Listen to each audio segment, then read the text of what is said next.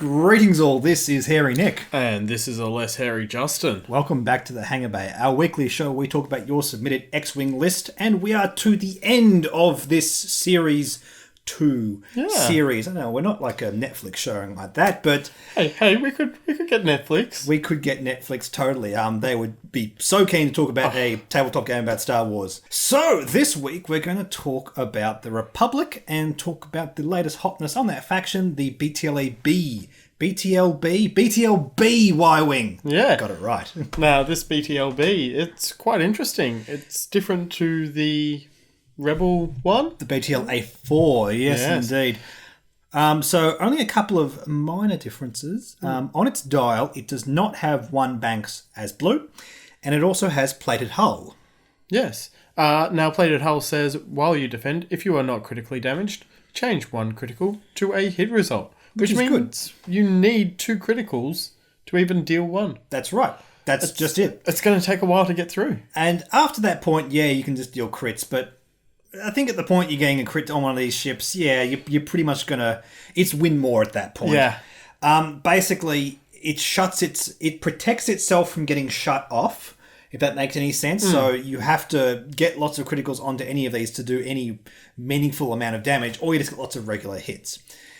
So it does depend on what kind of things you're trying to fire against with these. I don't think it really helps against aces, but it's going to help a bit against alpha strikers. Yeah.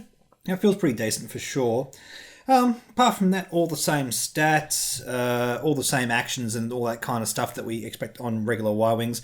2 red dice, 1 agility, 5 hull and 3 shield, as opposed to 6 hull and 2 shield. Yeah, so that has changed, but I think you're okay with that because of the plated hull. Yeah, it feels like it's more upside than downside there, that's for sure. There is a bit of a points change as well. Yes, the base level Y-Wings on other factions are 31 points on the BTL-A4. The base level point cost on this is 33 points. Yeah, so 2 points difference.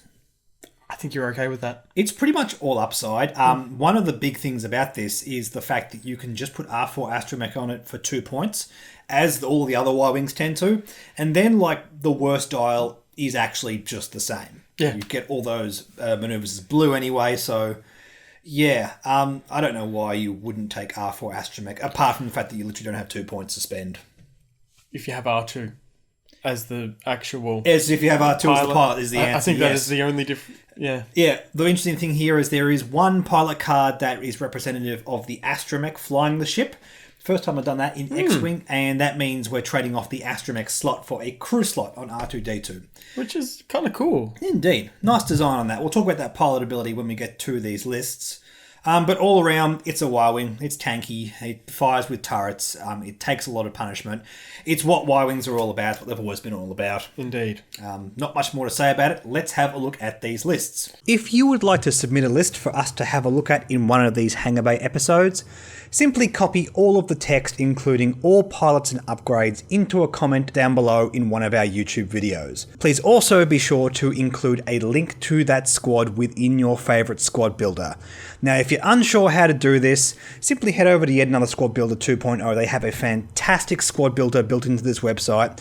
You have drop-down menus that can help you find all the upgrades and everything that's legal for the ships that you want to build with, as well as a simple text viewer that you can use to copy out all the text. And if you're part of the Patreon Discord, put all of this into the relevant list submission channel on that. Every week here, we are sure to include one patron list, so if you're part of the Patreon Discord, it means you have a much higher chance of being featured in one of these videos. The first list is by PsychJ7 from our patrons, and this is for Ship Republic.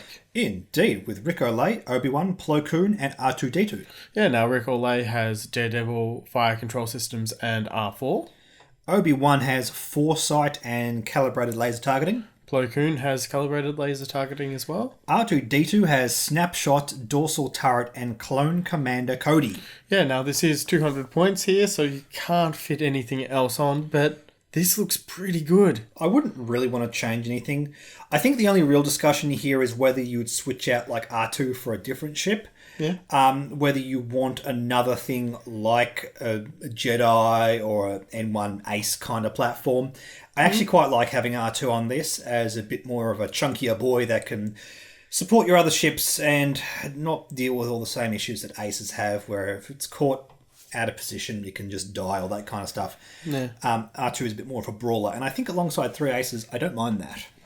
Especially with Snapshot as well, it gives him that extra opportunity. Yep, a bit more damage. We were talking before about, it'd be interesting if we could get like a gunner on this, but if you're using like veteran turret gunner, you can't use that and Snapshot in the same turn. I like the idea of just using R2 just to sort of slow roll towards your opponent and do as much damage as possible. The pilot ability, whatever, doesn't really do much in this case. Basically, at the start of the engagement phase, if there's an enemy behind you, you get a calculate token. And that's just good. Yeah. Like, it doesn't really need a lot more love to make that a decent ability. You can stack on things like C-3PO. You can even give him expert handling, like we'll see in another list, to help with that. But I don't think it's crucial. No. R2 is 2 points over a base level ship. No, getting incidental calculate tokens every now and then. Well, not only incidental calculate tokens, you've also got the crew slot. It's not been used here. Yeah. For 2 points, you also get the talent slot as well. Oh, yeah, good point. Not. I think that's where most of the value is here. Yeah. Clone Commander Cody for 3 points is okay. If you miss an attack that actually yielded results, they gain a strain token. I mean, sure. I mean, R2 is going to have a decent amount of attacks, theoretically. Yeah. He shouldn't be missing with that dorsal turret, and he should get a few more attacks out of Snapshot, so it seems all right. It seems like a really good combo with Snapshot, come to think of it, because Snapshot's going to miss. It's pure bonus when it hits. Yeah. They gain strain tokens? Yeah. 7 points, though, for Clone Commander Cody to work more often. Well, he's only 3, but that's also you getting the damage off Snapshot anyway. It's not just for Clone Commander Cody. Like, nothing in here combos is what we're trying to say. Yeah. I don't think Snapshot Clone Commander Cody is like the nuts in terms of, let's stick these together and they'll do crazy things. Yeah. They're just both good. And I think that's okay. And I think that's nice and refreshing alongside all this other stuff. Obi-Wan with Foresight and Calibrated Laser Targeting seems like a great value build on Jedi Starfighter. Yeah. Just Plo Koon with Calibrated Laser Targeting. Yeah, Plo Koon will give a focus token off every so often, which will be good for either Rick or Leigh or Obi. I suppose even R2. Yeah, situationally. Rick Olay is just Rick Olay. He's great. With Daredevil especially, so he can turn around on a dime. Fire Control for Astromech, that's great. That's great. I have no quarrels with that whatsoever. No. Plo Koon. Now, I want to have a quick chat about this because it's a pilot that I've not been so jazzed about, but it is seeing a certain amount of meta play. And I think a list like this really sort of exemplifies as to why that is. He offers a nice bit of redundancy, especially alongside Obi-Wan Kenobi, who is only a few points more, but way, way, way more powerful in terms of his ability. Yeah. The fact that you can support your other ships, and the fact that you've already got Obi-Wan, so you can't just buy in another Obi-Wan. Yeah, and the fact that he's also, an Initiative 5 as well. That's right. And he can pass focus tokens to Obi-Wan, and he can do all that kind of stuff. It seems really, really decent. And especially with 4 ships, you've got a lot of good options there. Even just pulling off stress tokens every now and then from another ship. I mean, the Y-Wing is going to stress itself out every now and then. The S-loops or the Talon rolls on the N1s seems good. If you're up against quad jumpers, they might occasionally track to you during the activation phase, and Plo Koon can... Yeah, I mean, you do see the occasional quad jumper here and there, so... Yeah, it's a good ship, that's for sure. Yeah. So I think there's enough upside, and the redundancy. The key thing there is the redundancy, and it's just 4 good platforms. I like 3 aces and like a brawling support ships in R2. That seems like a decent use of the Y-Wing. It seems really cool. Good job, JJ. Looks awesome. The next list here is another patron list by Edgil. A friendly lock with Cody, because this was also submitted with a friendly lock without Cody. Yeah. Has Rick Olay, Wolf, Matchstick, and Broadside. Yeah, now Rick Olay has Predator and R2 Astromech. Wolf has Clone Commander Cody. Matchstick has Ion Cannon Turret and Veteran Turret Gunner. Broadside just has Ion Cannon Turret. It's also got a 2-point bid, so you can't fit another Veteran Turret Gunner on, but God, that would be great if you could. Yeah, I suppose so. I mean, you got to cut 6 more points out. Yeah, it's not happening. It's not happening, and that's fine. Yeah. You could cut a couple of points with R2 Astromech on Rick Olay. I don't hate that. Down to R4 Astromech, that is. I mean, I've spoken about R4 Astromech. It's dumb. It shouldn't be 2 points. It's too good for 2 points. As an Empire player, no. Sure. I don't like... I play Scum and Resistance, so I'm more than okay with it. Yeah, for sure. And Wolf does the shoot forward, shoot backwards, get my rerolls kind of thing. Just go aggressive, go brawling. As does Rico Lay. Like, these are all very aggressive platforms. Let's take a look at these Y-Wing abilities. Matchstick, we perform a primary or turret attack, which is his primary or the ion cannon turret. And reroll 1 attack die for each red token you have. Cool. We don't have any way to combo with that in this list. We do in another one. No. I actually just like that. Yeah, I mean, you've got a reload action that stresses the ship out. The ship, or the red barrel roll. I mean, the reload we're not going to use, but that red barrel roll for sure. Yeah. If you do a K turn, you just get a reroll on your attack. Yeah. I mean, it's almost like you still get an action. I mean, rerolling an attack dice is not as good as taking a focus token, or pretty much it, or like a target lock. But it's still a bit of upside. It's still like you're almost taking an action when you do a stressful maneuver. So that sounds good. Plus, if you're doing a red action, then you're getting even more value out of it, which sounds awesome. Broadside allows you to change a blank to a focus on your attacks if you're shooting sideways. That feels good. It feels very good. There's no way to sort of power out focus tokens. Again, this is not a combo list. This is just high value stuff. Matchstick and Broadside is the two ships that seem to be seeing the most meta play right now on sort of like Republic 4 of stuff builds. Yeah. We saw a few of them in the cut at Worlds, and I actually like that people aren't really comboing them too hard. It might be indicative that they're a little bit cheap, and that's fine. Maybe FG will knock them up by a point or two.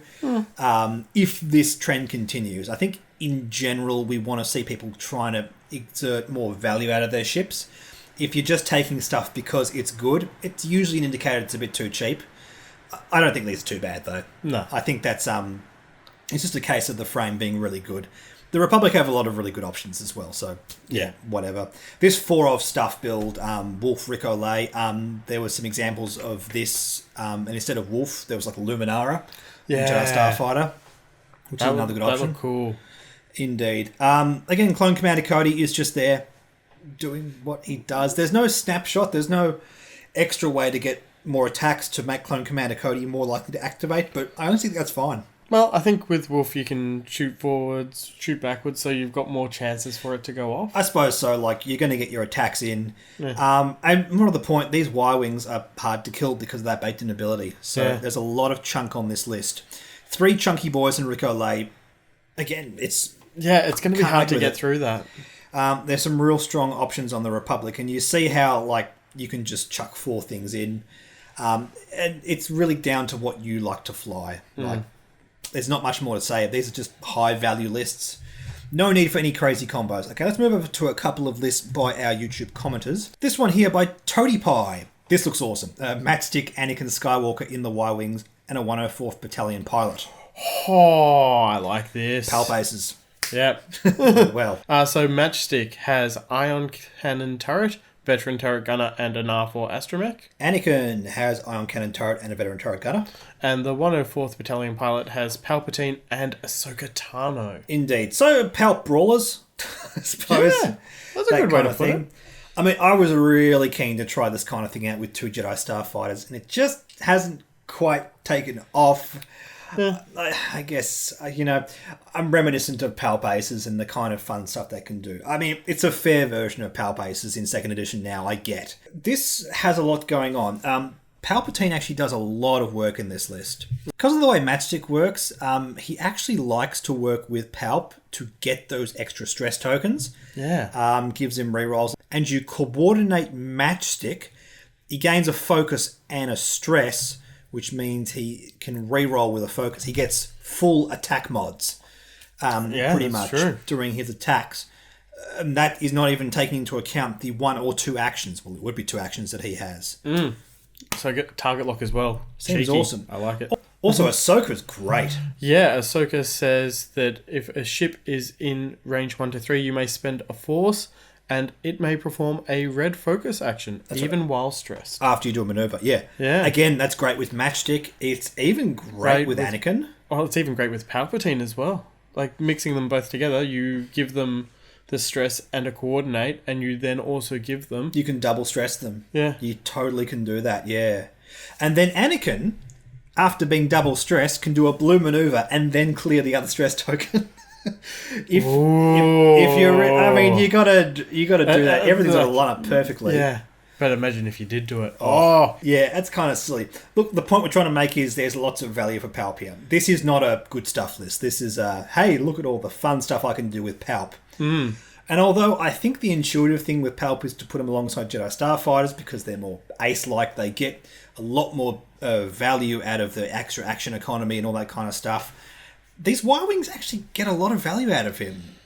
Yeah. Also, just Anakin Skywalker's Initiative 6 on a Y-Wing. That's pretty good. It's so silly. I love it. I don't know how valuable that is, but it's fun. 3 Force tokens. What we really want to see this list do is put out a lot of damage. It's a bit concerning. It's 2 Y-Wings and a Arc 170. Maybe that's a bit hard to justify. Remember, at the end of the day in 2nd edition, it's just good to be able to put a lot of ships on the table and say go. Sometimes these combo things can get in the way of doing that, and I'm very curious. One last list here by Sage Husanu with 2 Bravo flight officers, Goji and R2. Yeah. Now, the Bravo flight officers both have passive sensors and plasma torpedoes. Goji has ion cannon turret, veteran turret gunner, and R4 astromech.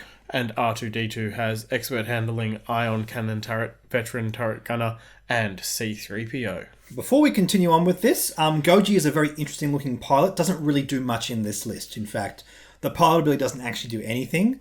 And he doesn't grant you a talent either. So, Sage, if you're watching, just knock it down to one of the generics. It's 1 point less. You may as well. There's no downside doing that. Yeah, gives you a 2-point bid. And there's no upside to having Goji. So, that's just one little thing. Also, 2-point bid, or you could just use 2 points to chuck an R4 astromech onto one of those M1 starfighters.